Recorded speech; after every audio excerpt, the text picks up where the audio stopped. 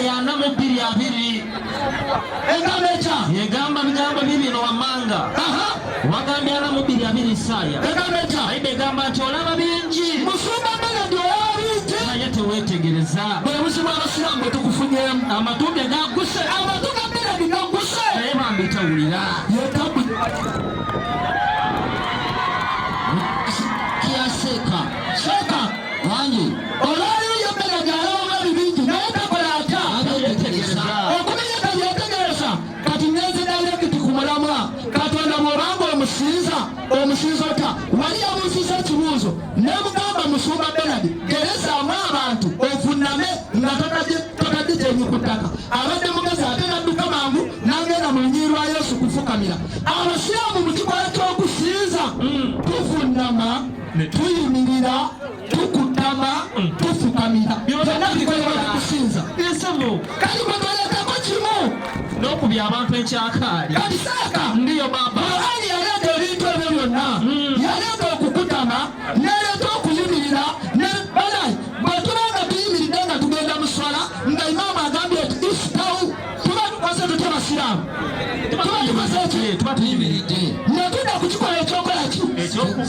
ekyokutama ne tuleka tudda ku kikola ekyokola ki ekyokuvunnama naye bw'obanga osinza awo wene kusimbula omulama tusinza tutya kwata 2:255 webagenda okuva omusomo gwange olwaleero 2:255 somo ekiwandiiko Qur'ani egamba nti Katonda yoyo yekka ateekwa okusinzibwa Katonda yoyo yekka ateekeddwa okusinzibwa tewali Katonda mulala okugyako ye yekka omulamu tewali saakalingamu katono ekigambo kusinza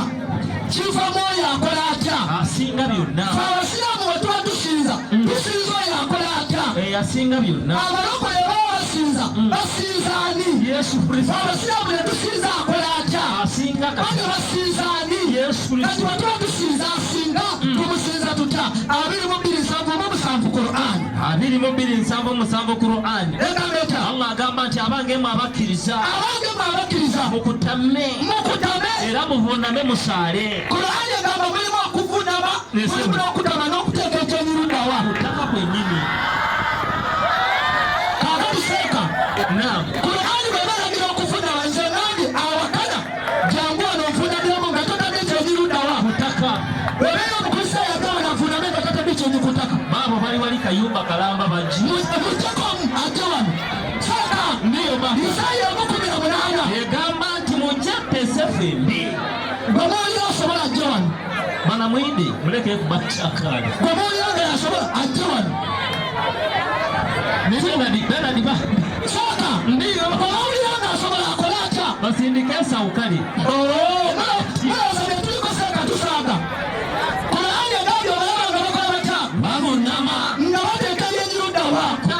kati seeka wangi kamuyambe nti ne Bayibuli bwe yagira okuvunama eragira okuteeka kyenyirudawa ku ttaka kwata Bassekabaka ekisooka 18:2 Bassekabaka ekisooka 18:2 yesebo olowooza bye twogerako tetubimanyi sobola ekiwandiiko Bassekabaka ekisooka 18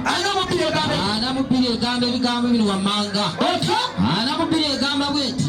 awo Akabu n'agolokoka okulya n'okunywa awo Akabu n'agolokoka okulya n'okunywa Eriya n'alinnya ku ntikko y'e Kalumeeri mpulira n'avunnama omutwe gwe ku ttaka otya n'ateeka amaaso ge wakati w'amaviivi ge osoma ekigambo kyekyo Bayibuli eri abalokole bw'ebaayo awakanya ate wanavuuname ku ttaka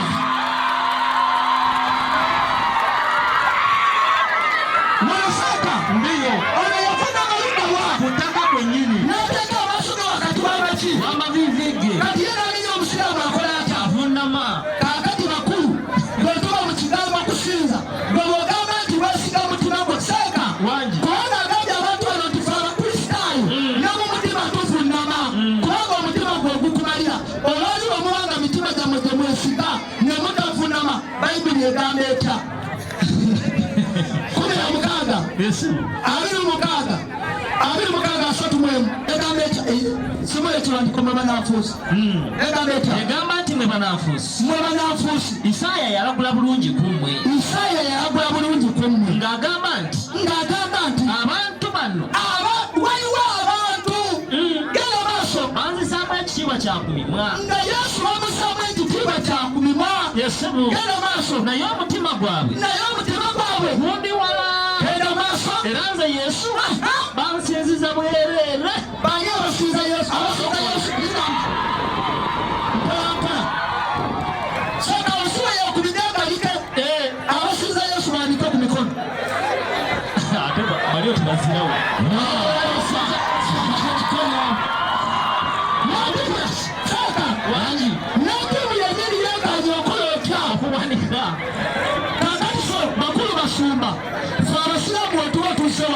Abasiraamu tusinza Katonda, Bwhonda atubuuza ebibuuzo.